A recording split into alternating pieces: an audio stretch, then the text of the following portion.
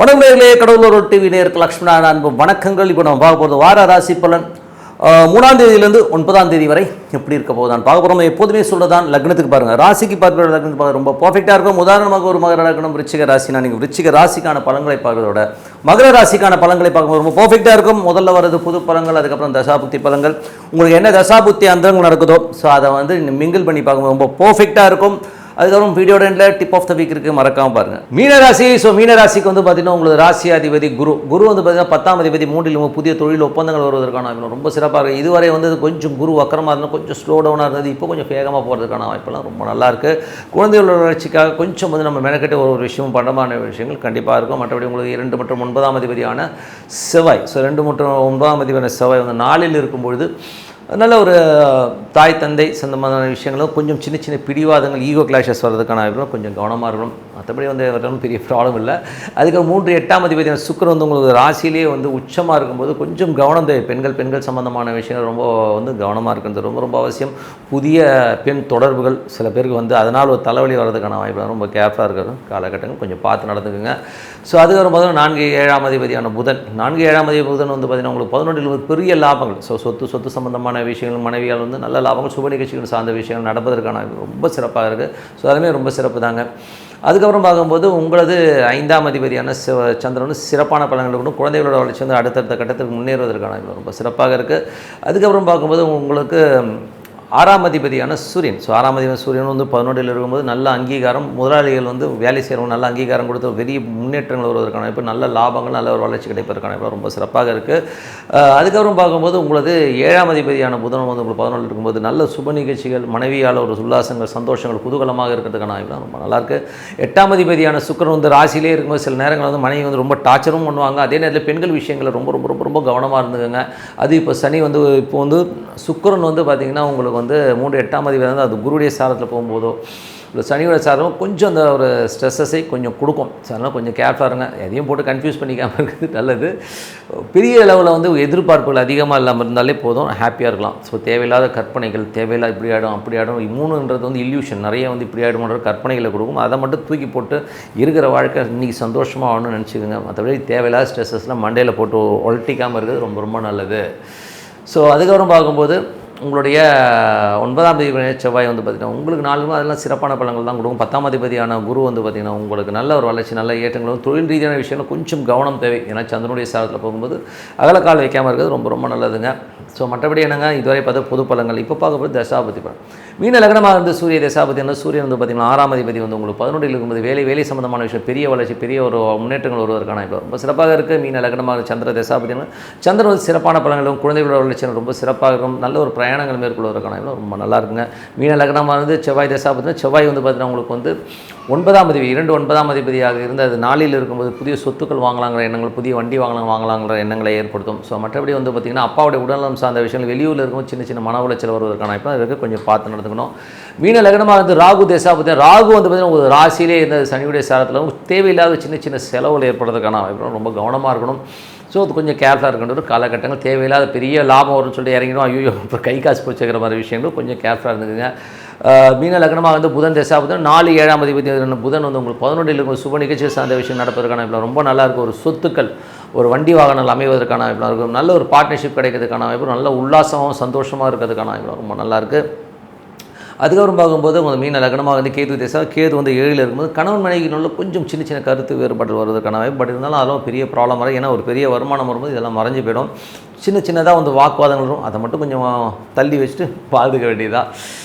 மீன லக்னமாக இருக்குது சுக்கிர தசாபதி. சுக்கிரன் வந்து பார்த்திங்கன்னா 3 8ஆம் அதிபதி ராசியிலே இருக்கும்போது கொஞ்சம் கேர்ஃபுல்லாக இருக்கணும். தேவையில்லாத மன உளைச்சல், கற்பனையிலே வந்து நிறைய சங்கடங்களை நம்மளே வாங்கிக்கிற மாதிரி விஷயங்கள் இருக்கும். இன்றைக்கி வாழணும், இன்றைக்கி சந்தோஷமாக இருக்கணும்னு நினச்சிங்கன்னா எல்லாமே சிறப்பாக இருக்கும். ஸோ அதனால் வந்து சந்தோஷமாக இருக்கிறதுக்கு இன்றைக்கி ஒரு நாள் போதும், நாளைக்கு நடக்கணும்னு சொல்லி நீங்கள் பாடு உங்கள் வாழ்க்கையை பாருங்கள். தேவையில்லாத விஷயத்தை மண்டையில் குழப்பாமல் இருந்தால் சிறப்பாக இருக்கலாம். Tip of the week. So tip of the வீக்கில் நம்ம இப்போ பார்க்க போகிறது வந்து பார்த்திங்கன்னா மகா கும்பமேளா. ஸோ மகா கும்பமேளாங்கிறது வந்து பார்த்திங்கன்னா 4 ஆண்டுகளுக்கு ஒரு முறை, 6 ஆண்டுகளுக்கு ஒரு முறை 12 ஆண்டுகளுக்கு ஒரு முறை. அதுக்கப்புறம் பார்த்தீங்கன்னா 144 வருஷத்துக்கு ஒரு முறை வந்து மகா கும்பமேளா. ஸோ இப்போ வந்து மகா கும்பமேளா நடந்துட்டுருக்கு. கிட்டத்தட்ட ஏகப்பட்ட இந்த உத்தரப்பிரதேசத்தில் பார்த்தீங்கன்னா எங்கே பார்த்தாலும் மனித தலையாக இருக்கிற மாதிரி விஷயங்களே பண்ணி வச்சுருக்கதும், 3 நதிகள் சங்கமிக்கிற ஒரு இடத்துல வந்து நம்ம குளிக்கணும். குளித்தா அன்றைக்கி வந்து நமக்கு வந்து ஒரு நல்ல மோட்சம் கிடைக்கும், அன்றைக்கி வந்து குளிக்கிறவங்களாம் நல்லவனாக மாறிடுவான் அப்படிங்கிற எண்ணங்கள் வந்து எல்லாருமே பாவம் போயிடும்னு சொல்லிட்டு ஓடி போய் குளிக்க போயிருக்காங்க. அதில் வந்து பார்த்திங்கன்னா இதில் வந்து ஒரு பெரிய வியாபாரமும் இருக்குது. ஸோ ஒரு ஆன்மீகம்ங்கிறது வந்து அரசு சம்மந்தமான விஷயம் வந்து ஒரு பெரிய லாபமாக இருக்கிறது ஒரு யூட்டிலைஸ் பண்ணிப்பாங்க. அந்த காலத்துலலாம் வந்து ராஜாக்கள் வந்து என்ன பண்ணுவாங்கன்னா, ஒரு நிதி நமக்கு நெருக்கடி இருக்குது, நமக்கு வந்து பணம் சரியாக வரலன்னா ஒரு பெரிய ஆன்மீக கோயிலை கட்டுவாங்க. அந்த கோயிலில் வந்து எல்லோரும் கொண்டாந்து காசை கொட்டிடுவாங்க. ஸோ அந்த மாதிரி தான் இதுவும். இது வந்து பழங்கால கதையை ஒன்று சொல்கிறாங்க. என்ன கதை சொல்கிறாங்கன்னா, அந்த அமிர்தத்தை எடுத்துகிட்டு வரும்போது அப்படி சிந்தும் போது ஒரு 3 இடத்துல விழுந்துருச்சு. அந்த 3 இடத்துல வந்து விழுந்த இடம் தான் அந்தந்த இடம். ஸோ பிரயாகு இந்த மாதிரி இடங்களில் வந்தெல்லாம் விழுந்திருக்கு. அந்த 3 இடம் பார்த்திங்கன்னா எல்லாமே நார்த் இந்தியாவில் தான் வந்து, சவுத் இந்தியாவில் ஒரு கோயிலில் கூட இல்லையே, ரொம்ப கஷ்டமாக இருக்குல்லங்க. ஸோ அதை வச்சு தான் வந்து இவங்க மகாமகம், அந்த குருவும் சூரியனும் வந்து ஒவ்வொரு இடத்துல வந்து மீட் ஆகிற இடத்த வந்து மகாமகமாக கொண்டாடிட்டு வராங்க. பட் இருந்தாலும் இது வந்து ப்ராக்டிக்கலாக வந்து இது வந்து எஸ்ஸா நோவா, இது வந்து பலன் கொடுக்குமா கொடுக்காதாங்கிறது தான் நம்மளுடைய கேள்வி. ஸோ மகாமகம்ங்கிறது வந்து நீங்கள் சொல்கிற மாதிரி 144 வருஷத்துக்கு ஒரு வாட்டி சூப்பராக இருக்குன்னே வச்சுப்போம். நான் இல்லைன்னே சொல்ல, நான் அதுக்கு எதிரான ஆளே கிடையாது. பட்டு போகிற அத்தனை கோடி பேர்களுக்கும் பாவம் போயிடுமா? யோசிச்சு பாருங்கள். அதெல்லாம் போகவே போகாதுங்க. ஏங்க நீங்கள் பண்ண கர்மாக்களை நீங்கள் தான். இப்போ சாமிக்கிட்ட போயிட்டு நான் முக்கூடலில் போய் குளிச்சுட்டு வந்துடுவேன், குளிச்சுட்டு வந்தால் எல்லா பாவமும் போயிருங்கிறது எவ்வளோ அம்பக்கான விஷயம். கர்மாங்கிறது வந்து நீங்கள் வந்து நிறைய கர்மாக்கள் இருக்குது, சிலது அனுபவித்து தீர்க்கிற கர்மா இருக்குது. அகோரிங்கெல்லாம் வந்து அங்கே நிற்கிறாங்க. ஸோ அவங்களாம் பெரிய ஆளுங்க, ஞானிகள், ஓகே, அவங்களுக்கு ஓகே. நீங்கள் ஏங்க போகிறீங்க? அவ்வளோ கூட்டம், அவ்வளோ கோடிக்கணக்கான ஒரு கக்கூஸ் வசதி கரெக்டாக இருக்காது, தண்ணி கரெக்டாக இருக்காது. நம்ம போயிட்டு 30 பேர் செத்து போயிட்டான். இந்த நெருக்கடி தேவையா? யோசிச்சு பாருங்கள். எங்கள் பக்கத்தில் எவ்வளோ பெருமாள் கோயில் வந்து விலைக்கேற்ற முடியாமல் இருக்குங்க. அங்கே ஒரு எண்ணெய் வாங்கி கொடுக்கலாம். பக்கத்தில் எவ்வளோ ஐயருங்க கஷ்டப்படுறாங்க. அங்கே போயிட்டு அவனுக்கு ஒரு 10 ரூபா போடவே மாட்டான். அந்த 1 ரூபா 2 ரூபா போடுற கேஸை நான் இன்றைக்கும் பார்க்குறேன். 1 ரூபா 2 ரூபா என்னங்க வாங்க முடியும்?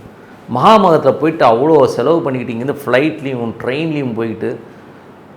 நான் ஜோதிடன், சாமி இல்லைன்னு நான் சொல்லவே இல்லை, ஓகேங்களா? அதே மாதிரி நான் ஆன்மீகத்துக்கு வந்து எதிரானவன் கிடையாது.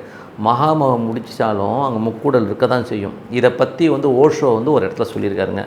அங்கே வந்து ஒரு பர்டிகுலர் டைம், நல்லா புரிஞ்சுங்க, இவங்க வந்து 1 மாதம் நடத்துகிறாங்க இல்லையா, அந்த 1 மாதம் ஃபுல்லாக பவர் இருக்காது. அந்த பர்டிகுலர் 1 நிமிஷம் தான் இருக்குமாங்க. அந்த கிரக நிலவரங்களும் அந்த நட்சத்திரம் கரணம் எல்லாம் ஒன்று சேர்ந்து வர்றது ஒரே 1 நிமிஷம் தான் அந்த இடத்துல இருக்கும். அந்த முக்கூடெல்லாம் அந்த பவர்ஸ் இருக்கும். அப்போது அந்த 1 நிமிஷத்தில் எத்தனை பேர் குளிக்கிறான்னா அவனுக்கு மட்டும் தான், மற்றபடி வேறு யாரும் கிடையாது. இது தெரியாமல் 1 மாதம் ஃபுல்லாக கூட்டமாக போய் ட்ரெயின் அலைஞ்சி கிளைஞ்சி எவ்வளோ கொடுமை பாருங்கள். நம்ம எதுக்குங்க? நம்ம உடம்பே கோயில், உள்ளுக்குள்ளே இருக்குது சாமி, பக்கத்து தெருவில் இருக்கிற சாமியை கும்பிடுவோம். எனக்கு திருப்பதிக்கே போயிட்டு ஒரு 4 மணி நேரம் 5 மணி நேரம் போயிட்டு அங்கே கூட்டத்தில் நின்று கூண்டில் போட்டு சிறை வச்சு அதுக்கப்புறம் போய் பெருமாளை பார்க்குறதுக்கு பக்கத்தில் இருக்கிற பெருமாளுக்கு எண்ணெய் வாங்கி கொடு, பெருமாள் இருக்கிற ஐயருக்கு வாங்கி கொடு. அதை விட்டுட்டு இது வந்து ஒரு தேவையில்லாத விஷயம் தான் நான் சொல்லுவேன். நான் ஏன் தேவையில்லாத விஷயம்னா, இவ்வளோ வருத்திக்கிட்டு சாமி கும்பிட சொல்லி எந்த சாமியும் சொல்ல, ஏதாச்சும் இருந்தால் சொல்லுங்கள். நீ மகாமகத்துக்கு வந்தால் தான் நீ செத்தா நீ வந்து சொர்க்கத்துக்கு போகணும் எந்த சாமியாக சொல்லிச்சா? கிடையவே கிடையாதுங்க. நீங்கள் உங்கள் வீட்டில் அமைதியாக உட்காந்தால் தான் சாமி தெரியும். நீங்கள் போய் கூட்ட நெரிசலில் இடிப்பட்டு மிதிப்பட்டு சாமி பார்க்கணுன்னு அவசியமே கிடையாது. உட்காருங்க, உங்கள் வீட்டில் வந்து அமைதியாக ஒரு இடத்துல உட்காருங்க. பக்கத்தில் இல்லாதவனுக்கு ஒரு 10 ரூபா கொடுங்க, தர்மம் பண்ணுங்கள். அந்த தர்மத்தில் தான் வந்து வாழ்க்கை இருக்க முடியும். இந்த மாதிரி வந்து மகாமகத்துக்கு போனால் புண்ணியம் கிடைக்கும், அங்கே போனால் இது கிடைக்கும், பச்சை சேலை கொடுத்தீங்கன்னா உங்களுக்கு தோஷம் போயிடும். இதெல்லாம் வந்து ஹம்பக்கான விஷயம். தான தர்மங்கள் பண்ணுங்கள், வேண்டாம்னு சொல்ல. உங்கள் வீட்டு பக்கத்தில் நம்ம ஊரை விட்டுட்டு ஏதோ ஒரு ஊரில் போயிட்டு கொண்டு போயிட்டு காசை கொட்டிக்கிட்டு நேரம் விரையும். வயசானவங்கெல்லாம் கொஞ்சம் கூட புத்தி இல்லாமல் அங்கே போயிட்டு உட்காரலாம் வந்து ரொம்ப அம்பகான விஷயம். தயவுசெய்து இப்போ திருப்பி போகணுன்னு நினைக்கிறவங்க கூட இந்த வீடியோ போட்டு தயவுசெய்து போகாதீங்க. பக்கத்தில் இருக்கிற நம்ம சாமியை கும்பிடுங்க, மனசார இது பண்ணுங்கள். உங்கள் புள்ள குட்டிகளை பாருங்கள். எனக்கு தெரிஞ்ச ஒரு அம்மா இருக்குது, புள்ள குட்டிக்கு 1 ரூபா கொடுக்காது, கோடி கணக்கில் வச்சுருக்கு. கேட்டால் ஒரு புள்ள லவ் பண்ணிட்டு போயிட்டான், ஒருத்தன் புள்ள என்னை பார்த்து பேசலை, அவன் நான் சொல்படி கேட்கல, எல்லாத்தையும் தூக்கி எறிஞ்சுன்னு சொல்லி தனியாக உட்காந்து கோடிக்கணக்கான சொத்து, யாருக்குமே ஒரு பைசா. அது போய் வந்து மகாமகத்துக்கு போயிட்டுருக்கு. இங்கே பாவம் அந்த பிள்ளைங்கள்லாம் வந்து கஷ்டப்பட்டுருக்கு. நம்ம பக்கத்தில் பெருமாள் கோயிலில் வந்து விளக்கேற்றுறது கூட எண்ணெய் இல்லை, ஈஸ்வரன் கோயிலில் பார்க்குறதுக்கு ஆள் இல்லை. இந்த மாதிரிலாம் இருக்கும்போது அதெல்லாம் விட்டுட்டு இவங்க போய் எங்கேயோ இருக்கிறது கண்டிப்பாக உள்ள பக்கத்தில் இருக்கிற சாமி தான் உங்களுக்கு கை கொடுக்கும். என்றைக்குமே சாமி கும்பிட்றதா 1 கிலோமீட்டர் 2 கிலோமீட்டருக்குள்ளே இருக்கிற சாமியை பிடிங்கன்னு தான் சொல்லிட்டு உங்களிடம் விடைபெறுது உங்கள் லக்ஷ்மி நாராயணன். நன்றி, வணக்கம். கடவுள் அருள் டிவியை பார்த்தமைக்க நன்றிகள். மேலும் இது போன்ற தகவல்களை தெரிந்து கொள்ள கடவுள் அருள் டிவியை சப்ஸ்கிரைப் செய்யுங்கள். மறக்காமல் பெல் ஐக்கானை கிளிக் செய்யுங்கள்.